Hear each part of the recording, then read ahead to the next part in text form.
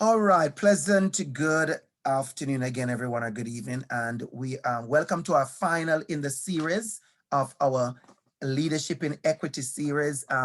Gotten such good feedback from the series and from persons who are not even a part of our class have given us such good feedback about what we have been discussing and how we have been unpacking it. And I can tell you, when we're finished with this conversation, the lecture today, we're going to go into some breakout rooms to have some real good wrap-up conversation. So, stick around for all of that.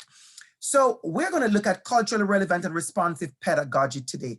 And it's a topic that a lot of persons are talking about. It's one of those, very popular topic. But again, like anti-Black racism, it's not new. Again, like so many things that seem to be a new thing, it's not new. If any one of you may have Googled or been doing some research on this or reading, you'll realize that culturally relevant and responsive pedagogy started out as just one R. So CRP, culturally relevant pedagogy, or CRT, culturally relevant teaching. Also, you could Google CRM, culturally relevant material. It's really about, just like we talked about in our last lecture, we talk about anti-Black racism. It's really about seeing the students you are teaching. And many of us, we have to remember that the students in our class come from so many spaces, and more people are realizing, as we said, the changing face of Ontario. Talk about that, the changing face of the classroom, and that is because of globalization. That is because of travel. That is because of immigration. That is because of refugee. That is because of many reasons why people are moving. And so as educators, we have to be prepared for really the change in dynamics of our classrooms, of our schools. Our schools are not like they used to be 25, 30 years ago. And we have to realize, if we have been teaching for that long, then we have to change our teaching. And something we have to also mention is that some of us, we are teaching like how we were taught. And we have to realize that that kind of teaching we got when we were in elementary school, that kind of teaching, we have to learn how to change that. And we have to learn how we have to move away from some of those practices. Especially for me as a young teacher, I remember, students didn't have voices. We didn't really give voices to our students. Teacher was in charge. That's a very, London, the British system I grew up in, where teacher is just in charge, the sage on the stage kind of thing. And so you didn't have that student voice, or you didn't really care sometimes about the student voice, because you are the content, and what you say go. Things are changing, and we want you to understand that. So I want to start with just establishing the three main tenets, central tenets of culturally relevant and responsive pedagogy. One of the most important things we should walk away with is about holding high expectations for all our students. So when it comes to culturally relevant and responsive pedagogy, that is why we see it as such a inclusionary practice, or such a liberation pedagogy, or what some writer call it as banks talk about it as an equity pedagogy. Because what it does is allow you to realize that we have to work hard at ensuring all our students are successful. The next one is assisting our students in developing cultural competence. So we forget this quite a bit. If you ask most persons what is culturally relevant and responsive pedagogy, they will keep on saying, well, using the students' knowledge, their background to teach them, forgetting that the second central tenet is assisting your students in their own development of cultural competence. So if you're an amazing teacher and you're good at, involving students' background in your lesson, but you are not teaching the students how to respect each other, how to have that level of cultural competence for each other, then we are not doing culturally relevant and responsive pedagogy at all. I want us to really understand that it's not about you. And a lot of the teachers center themselves when it's about how am I going to teach them, but it's also about how you're assisting your students in developing their cultural competence. And the last one is guiding your students again to develop a critical cultural consciousness that they can really examine. People are asking, why is this wrong? Like, for instance, I was in a meeting last year and somebody said, why is something wrong with saying all lives matter? Absolutely, nothing is wrong with saying that. But you have to have the critical cultural consciousness to understand why we are centering Black Lives Matter. Why people are centering that.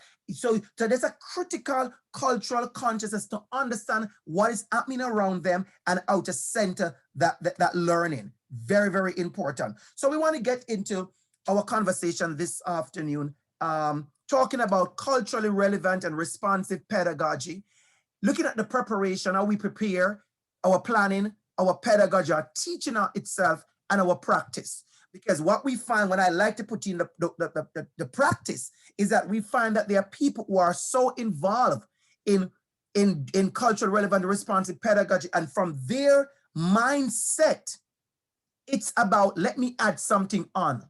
I have literally seen persons doing a unit, and what they have done, they have planned the entire unit, and then they said, oh, let me give some cultural reference and let me add something on to the end.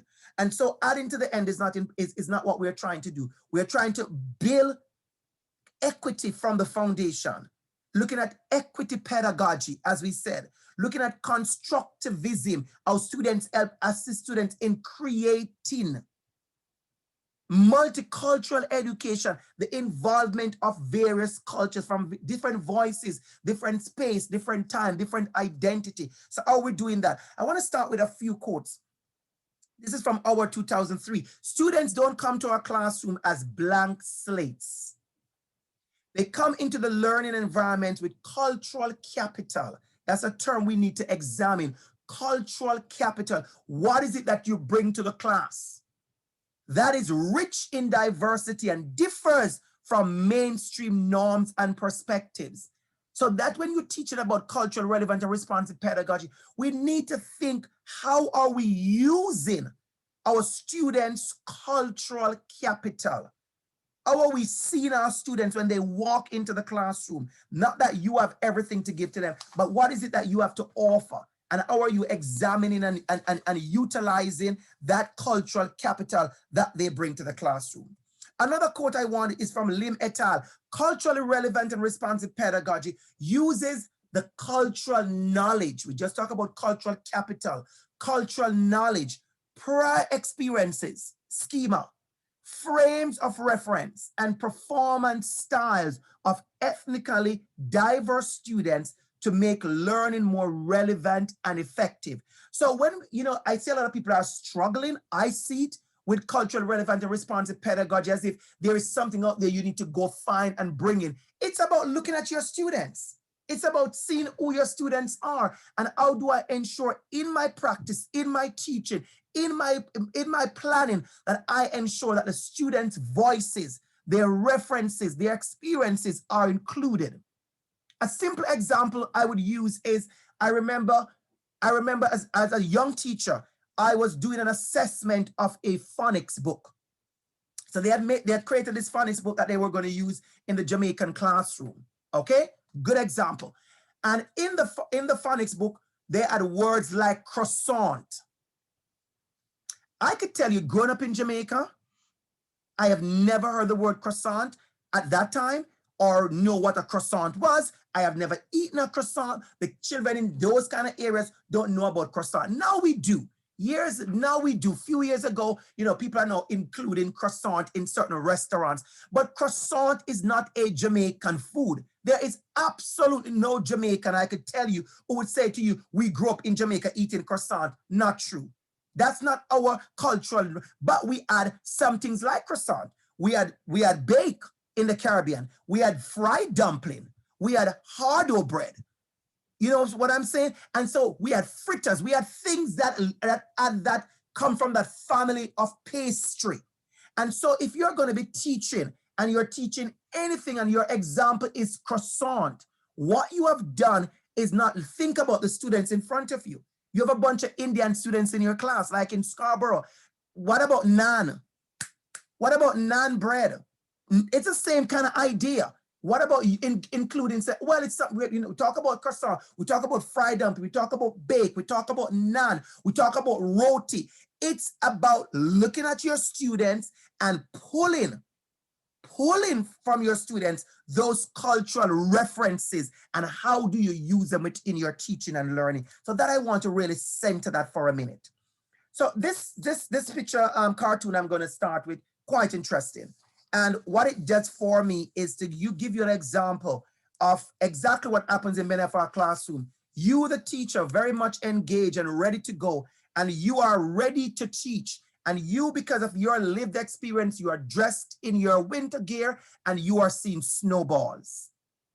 The student, from his experience, ready to learn, come to school ready to learn, he's seeing coconuts. And so I want you to understand, what are you seeing in your lesson? But more than anything else, what are your students seeing? Where are they from? What spaces do they come from? And that is what we talk about, culturally relevant and responsive pedagogy. And if you have a class full of kids who are also white, and or they are from the same space, there's also still culturally relevant and responsive pedagogy, because it's not about who you are and your identity alone. It's about making those students also culturally relevant and getting them to grow in cultural competence.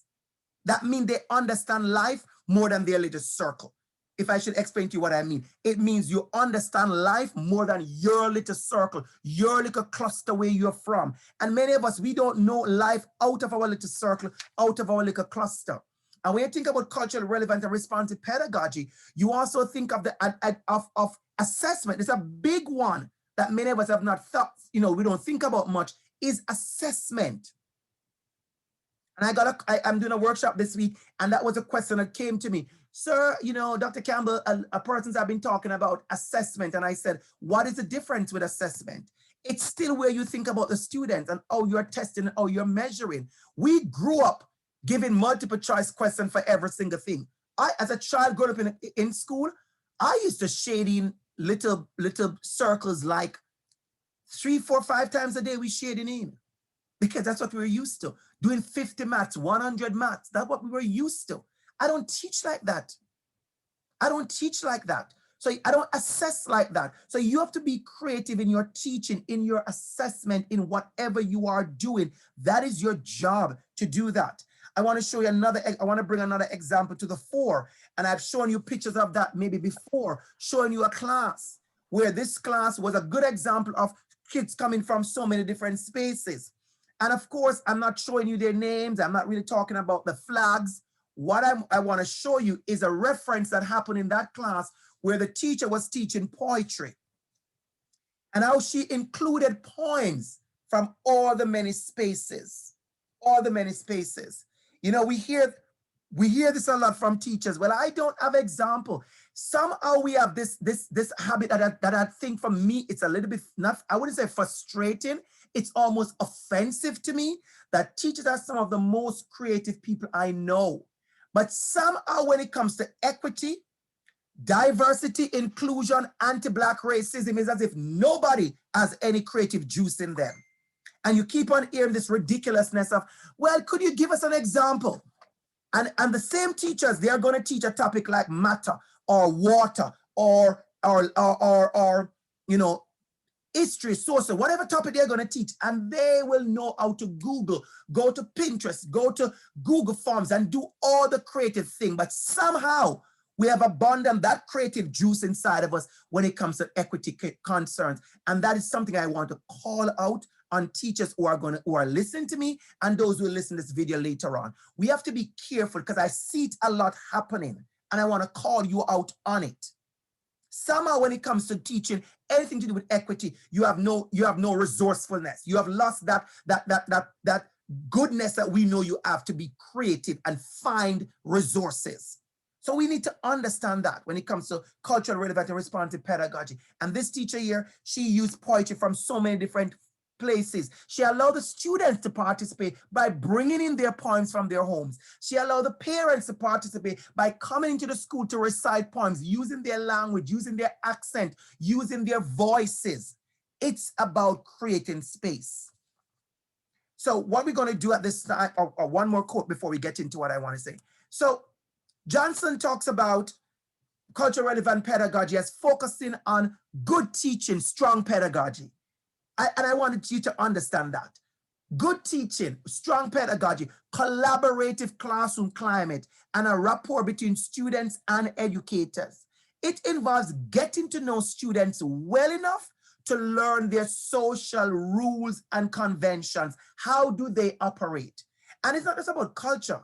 If you are teaching a class and a child is on the autism, a child who is maybe on the autism spectrum, you're learning that students also conventions, how they operate, and how do I use that at my advantage to teach them well. Taking an interest in their background and who they are. I use a very common example about a school I was at once, where I went to visit. The students were celebrating Ramadan. A number of the students were fasting. And there were teachers who didn't know that the students were celebrating Ramadan. Now, if your student is celebrating Ramadan and your student is fasting, think about what may happen or what may not be appropriate that day of school. If you are the gym teacher, maybe running around the gym 5 times would not be the right kind of stuff for our students who are fasting. And so things like that, understanding who they are, what do they celebrate, where are they coming from, their homes, the different homes. We have seen it happening where we're still teaching family in some schools, and you still see one family on your wall. A mom, a dad, a boy, a girl, a cat, and a dog. That's what you see. We are the same-sex family. We are the 2 moms and the 2 dads. We are the families that have grandma as the head of the family, the matriarch. We are the extended families. We have to realize that all of this, because when you do that, I have heard students said, well, I guess I'm not sure if I live in a family. An example I'm going to share with you is a friend of mine, nephew came home and he says, "Uncle, I thought we live in a community, in a neighborhood." And it was community, a community. And he said, "What?" And the child looked very sad. I think I've shared it with you maybe before. The child looked quite sad. And he said he was learning about community today, and his teacher showed him pictures of community. And none of the pictures look like where they lived, because they lived in housing, community housing. And they live in these very big high-rise buildings. This is in the US. And they live in these big high-rise building, community housing, all these high-rise building playground where all the kids gather.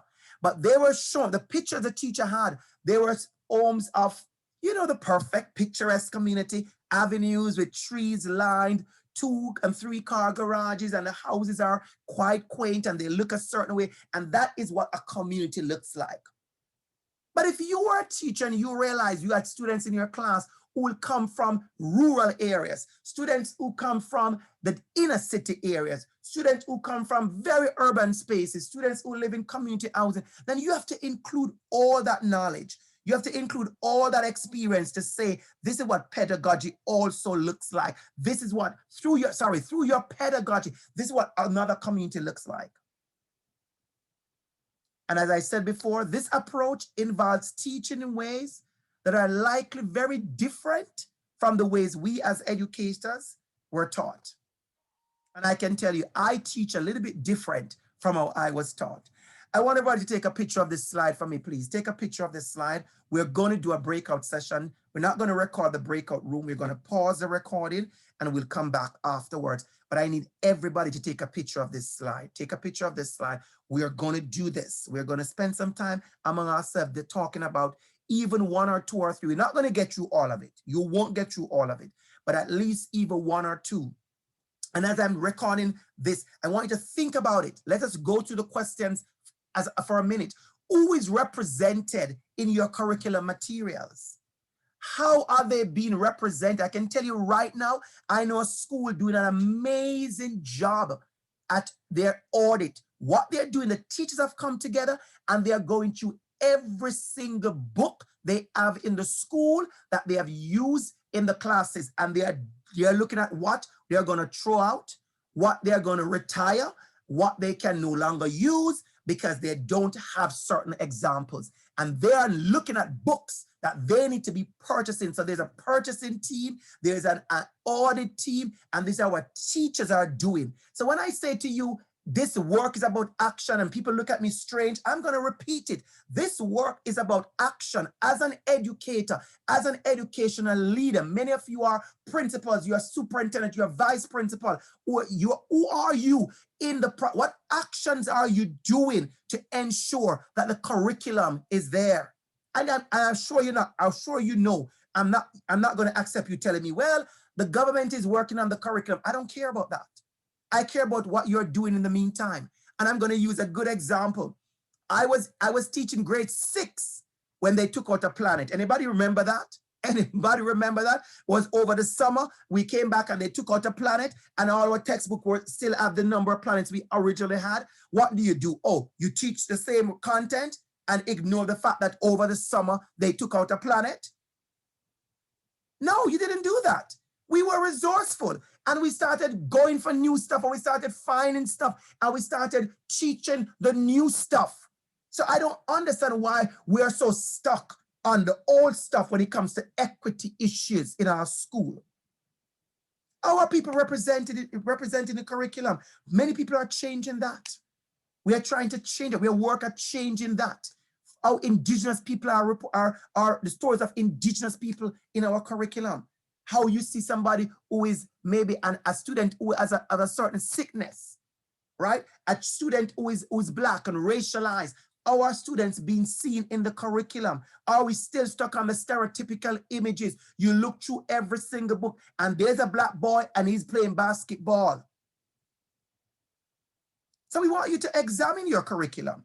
And you think about culturally relevant and responsive pedagogy. Who is represented on your staff? Who is represented in the pictures on the wall? Who are the people with diverse sexual orientation represented in the curriculum? Where? In the school, in your room, in your classroom. How are diverse families and households represented? How is mental health represented? How is homelessness represented? Can I share a quick story to you? I remember one of my students at OISE, right here at OISE, did an amazing research on homelessness in picture books. And she examined how homelessness was represented in picture books. And it was represented in our picture books, you know, in its fullness. Because I'm sure many of you know that homelessness is represented as a bag lady pushing the cart, or the big fat man sitting on the chair in the park with all his bags around him with a dog, you know, or a cat somewhere. You know, that's our text. That's what happens in our storybooks. But homelessness is also students come to school who are homeless. They leave the shelter and they come to school, and they leave from the school back to the shelter. We don't have those in our books. The little girl who come to school from the shelter. So what we're doing is giving a very skewed stereotype knowledge and an idea about learning. So that's what culturally relevant and responsive pedagogy is about. It's about thinking about your students and how are they represented, how are they seen, thinking about your staff. Who is missing? Who is there? Where are the First Nations, Métis, Inuit where are they represented? How are they presented? Many of our books, they are presented in deficit, constantly in deficit. Or they are presented as historical figures. You ask some children, they wouldn't know that First Nations people still live and walk and thrive among us, because you tell a story as if it was these people long ago, and that's the end of the story. We want to really think about what we are doing when it comes to having this conversation. We have to think about what we're doing. All right, welcome back everyone, and we have continued our recording. Anyone would like to raise your hand, just give me a raise hand, take a minute. I would like maybe one or two persons to share something that really stood out in your group conversation. Anybody want to go? Anybody want to do a raise hand? Go ahead and let me see that. And we can take one or two. Go ahead, Tiffany. Go ahead. Hi. In my group, like we were just talking about the fact that there's a lot of old resources still being used, Mhm, and the onus seems to be on the teachers to provide like whatever new like cultural responsive or anti-racist materials. mhm. But it also seems like even just based on our placements and stuff, that the teachers just don't seem to have the time to create those resources. So then there's like a lack of resources just because of that almost Yeah. like Thank you as a for starting point. at a starting point. Thank you for that. And I'm going to go back to the idea when you see what we're talking about the planning, right? Because I can tell you, being a classroom teacher for years, the work we put in September in pulling in together the long range plan or the unit plan, that is an opportunity. And I think for some spaces, Tiffany, a missed opportunities for teachers to be really conscious. And I could give you some good example. I won't call the name of schools that are doing that, where they have coming together and they're looking at their unit plan and they are looking at how do we change and make adjustment to the books, to the stories, to the examples, to whatever we are doing to include. A good example that the other day I was at a workshop and a teacher talking about teaching water. Weird enough, I had a student this week who did the very same lesson. Water, um, um, turning seawater into pure water. I'm not a science person, so you are the science people in the room. You know what I'm talking about. And talk about impurity and pure water. And I listened to the lesson, a good lesson, but I also listened to a teacher who used that, and she brought in indigenous its situation in it and about the lack of clean water. And so she had just a seamless way of including those equitable conversations and look at access to water. So it's about working at it, looking at access to water, purification of water, clean water. How do we do this? Wasting water. You're looking at social justice when we talk about how do we conserve. And so she included all of this into our water lesson. You see what I'm saying? And so you have to be intentional in the planning. Can we take somebody else? Anybody? One more person? Why we see one more person? Molly, I see what you said, the need for courageous conversation among staff, the need for a forum for equity work, and also the need for visibility in our schools. Absolutely. It's lacking there. And so people have just abandoned the work and looking for somebody else to do it. That is why in the work of equity and anti-Black racism, people say, well, I have a Black staff, you go do it. Where is your allyship? You don't need a Black person to do it. Where is your allyship in doing it? And so we think about how we think about the planning process. Go ahead, Abby, please. Go ahead, Abby. When we were talking a little bit about the curriculum, but more so like the conversations that build from your students. So not really like being open and flexible with adapting and letting go of the curriculum. Like we were talking about like me as a teacher candidate who's almost done, it was really hard for me last year to like deviate from like my curriculum plan. And like I had my week planned and I wanted to stick with it.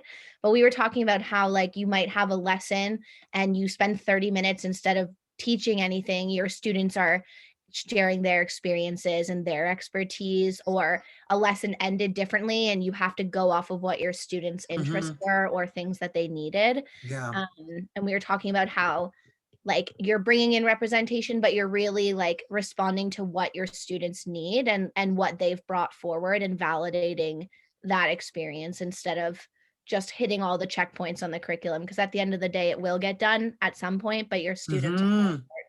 Thank you for that. And I noticed something that Cynthia said in her group. Sometimes it takes veering away from the curriculum to make space for these important conversations. And some teachers don't feel that there is a job. And they do that, right? Absolutely. It makes you think about, when you talk about the big in the workshop. Absolutely. Thank you for that. And so, what you said, Abby, I want to strengthen what you said. If you are not teaching students, but you are in a hurry just to complete your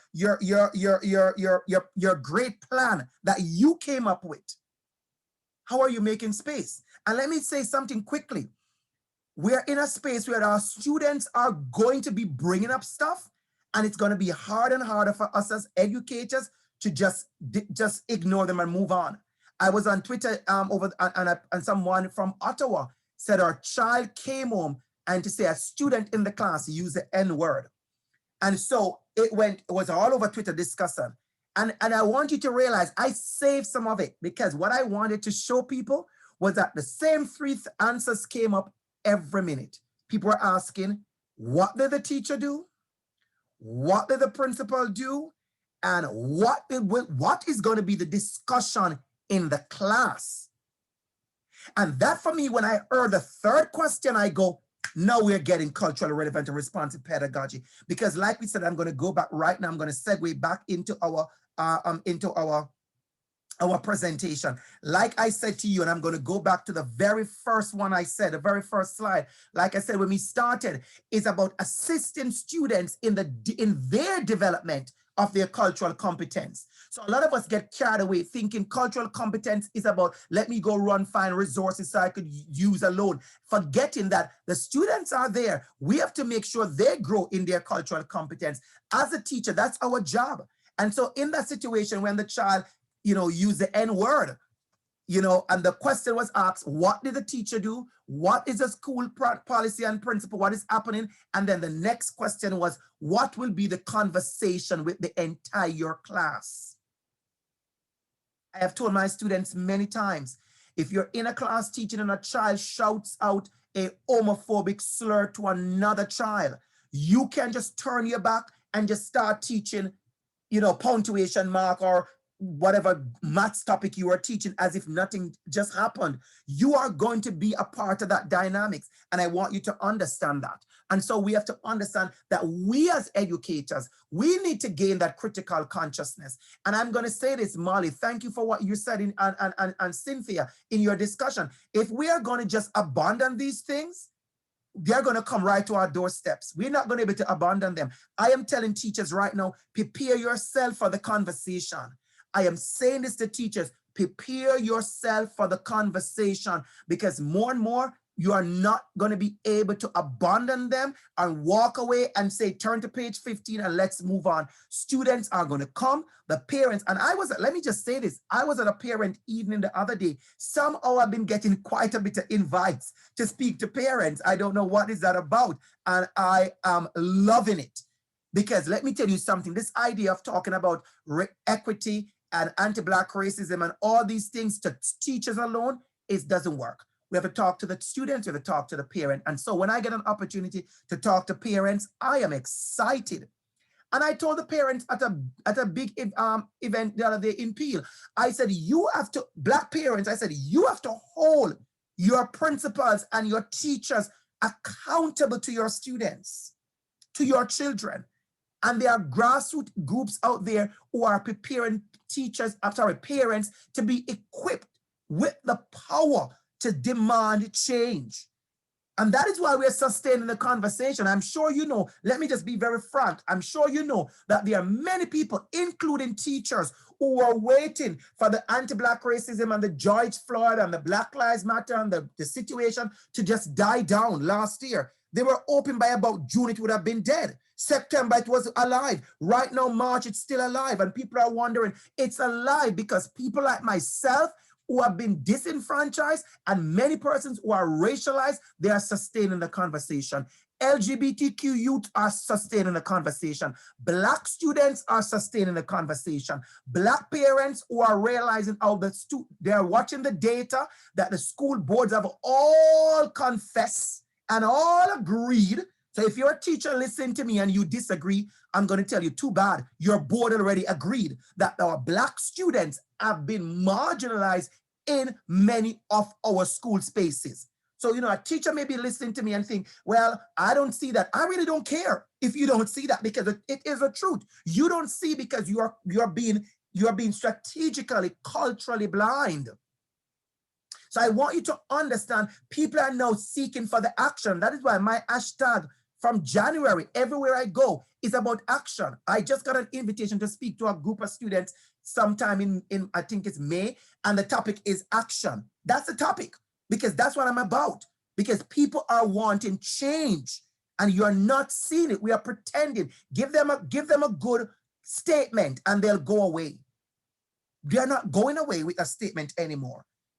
You know, our Indigenous brothers and sisters are not going away with a statement anymore. You know, people are not going to be excluded and forgotten and pushed aside and be okay with it. And so I love this quote from the Toronto Catholic District School Board in their equity plan. And that is it. People have so many plans. I love this.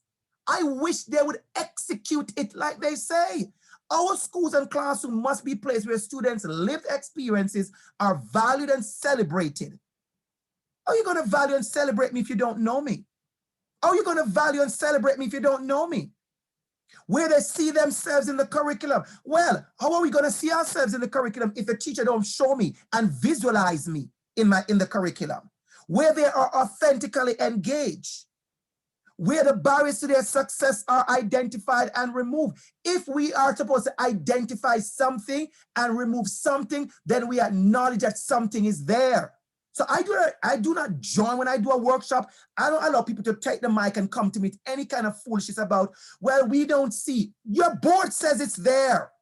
Your board says it's there. Enough document, the compendulum, the RISE document. Every board has a document and it starts with, we acknowledge.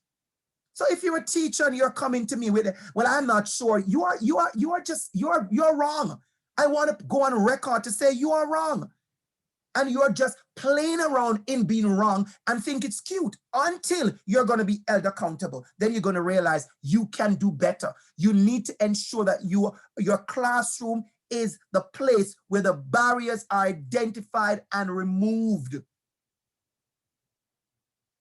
And those are the same things that I had, and I want to just put them in some fancy boxes because, you know, we like fancy boxes, right? So that is it. So let's get into it and let's wrap this up. Equity, equality, and reality. We look at it. We talk all about this. Which students are unable to see the game? What are those fences? It's funny enough, Princess, I just caught on you when I tell a lot of story about this, Princess, and it's funny because I talked about your class. When some of you came with this, when you unpacked this activity and how powerful it was. I remember how powerful it was.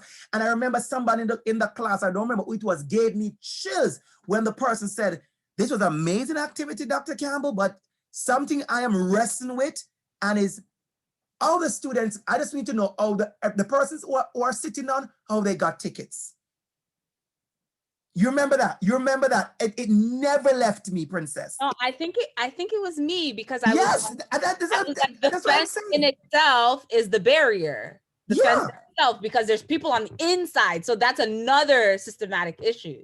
Yeah, right? Yeah. Thank you for that, Princess. I look at you and I'm thinking, this was Princess class. And maybe this was Princess who said this. I will never forget. Thank you for the reminder, Princess. When you said it, it left me with just goosebumps. I was like, we're unpacking the game. We're unpacking the fence. We're unpacking the boxes. But here's what the board said right here. How are we identifying the barriers? Who gave them tickets? How they got tickets? We have to be honest about who is giving opportunities in our schools and in our spaces. And so cultural relevant and responsive pedagogy is what they call, like I told you, Banks and Banks call it, very good article. I'm actually going to share that article with you later on. Banks and Banks calls it a equity pedagogy. Other person calls it a inclusionary pedagogy or inclusionary practice. Some persons call it a liberation pedagogy. Whatever it is, we're telling you that culturally relevant and responsive pedagogy is an approach that empowers the students. It empowers them.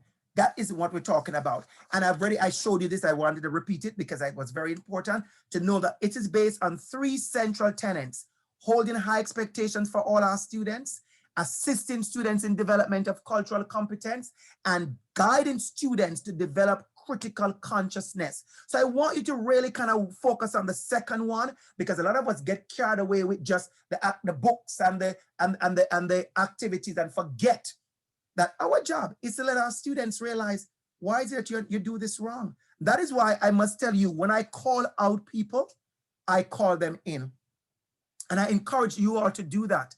I know some of us, we're sick and tired of the isms and the schisms and the foolishness around us. And so when we call out, we just slam the door and we walk away. But as educators, I want to implore you. I know, especially a Black, Indigenous, BIPOC, racialized, women, gender, all of these things. You carry so much. But I want to let you know, as an educator, it's our job to educate. And so when we call them out, we have to pull them aside and call them in and say, hey, this is why what you're doing is wrong.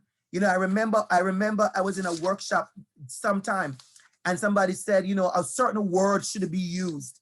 And there was someone who wanted to argue about freedom of speech and the use of the word. And I you see, people like to go to all these deep theoretical levels and don't even apply to the facts and the simple truth. And I turned to the person and I said, give me one reason why somebody would say to you, that word is offensive to me, and you want to spend 15 minutes to tell them why you need to use the word. Give me the rationale, what makes you not racist, that somebody would say that to you. And of all, you're intelligent now. Let's get it together. You are intelligent, you are very intelligent, and you have amazing vocabulary. And you have about 50 words you could use. But no, let me not use 50 words. Let me use this one word that you're offended by. And that is what I try to tell to people. Think about that. What's your intention? And so considerations as you think about culturally relevant and responsive pedagogy in your school. Think about your instruction. We talk about that. Think about the school climate. Think about the student voice. You talked a lot about that, Abby. Think about the leadership, the school community connections. You know, when you connect, many schools connect to the Black community when it's Black History Month and you want somebody to play a drum or you want somebody to dance and you want to pay them 1/10 of what you pay somebody else to do something else. That's when you see community. You have to be with community all the time. That when you need community, community is easy access. I tell people all the while, what is the narrative? I said, be in community all the time as a school.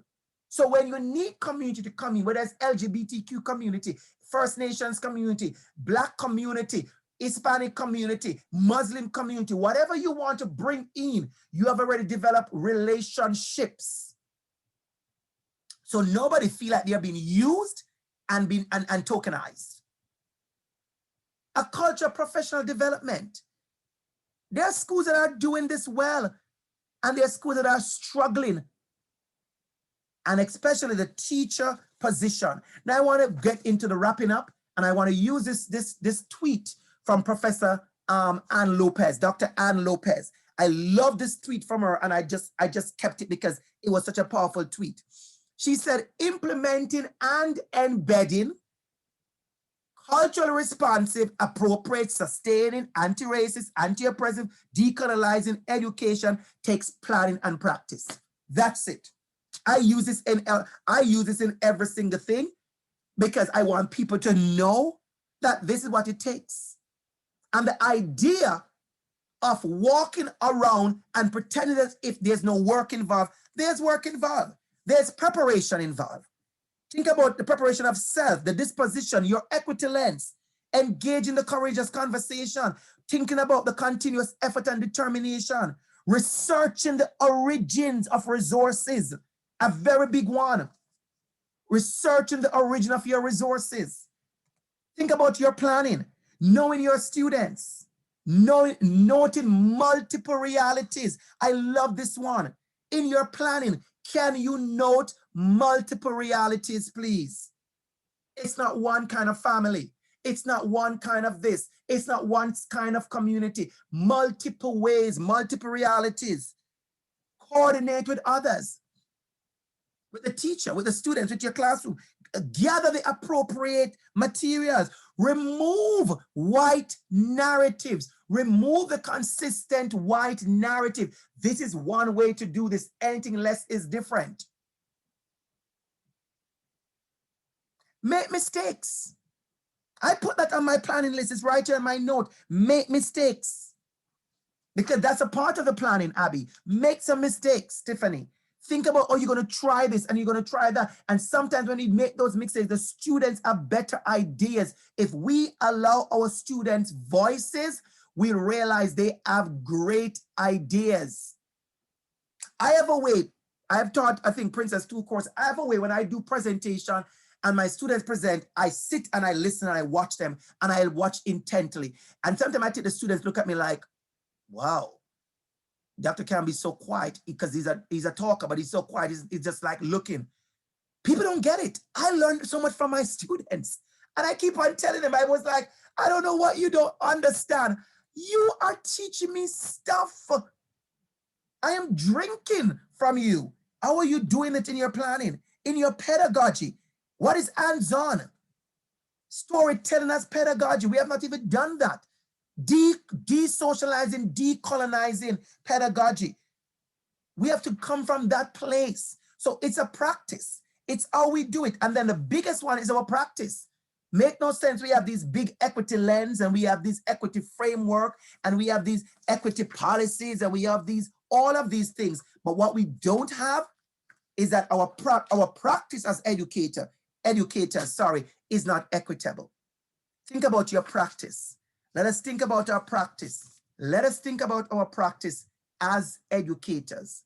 Let us think about our practice as educators.